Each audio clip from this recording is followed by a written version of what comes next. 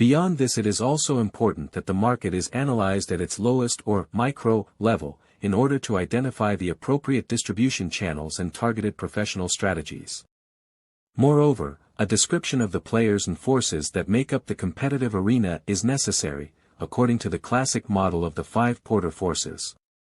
Among all other things, the business plan must contain relevant information such as production aspects, operational plans and economic financial data, the financial structure of the target company and the divestment strategy.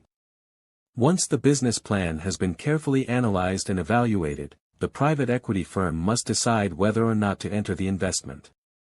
Investment decisions are made based on several factors: the current and potential market shares of the company, its technology, and the creation of value during the exit phase. The negotiation step generally lasts between 3 and 6 months after the preparation of the business plan, depending on the clarity and completeness of the information supplied by the entrepreneur. This information also defines the price and timing and method of payment. If there is an agreement on the key points of the deal, the parties sign a letter of intent in which the economic and legal aspects of the operation are defined, and that will be refined in the investment contract. Once the negotiation step has been carried over as well, the managers of the fund have to convince the whole board of the private equity firm that it is worth to invest in that specific company. The decision of investing does not mean to invest immediately in the company, rather it sets the beginning of the second part of the investing phase, deal-making or contract designing.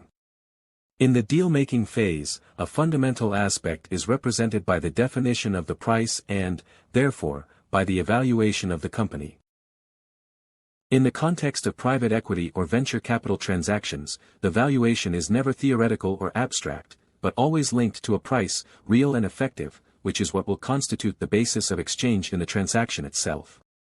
The target company, therefore, rather than being evaluated, is priced, and consequently in the final result not only decisive qualitative aspects will come into play but also the free negotiation between the parties and the relative contractual strength of each of them. As already stated, the deal-making phase concern with the terms of the agreement regarding pricing, quota of participation and administrative aspects, between the company, its shareholders, and the investor. The relation between the private equity-backed company and the investor is regulated by the term sheet, which is a document that outlines key financial aspects, such as the number and category of shares to be bought and their price, as well as a list of terms for a proposed investment. The first task to be carried out is the targeting of the right vehicle, the valuation of the alternative investment or company or a special purpose vehicle, SPV, set up just for the deal.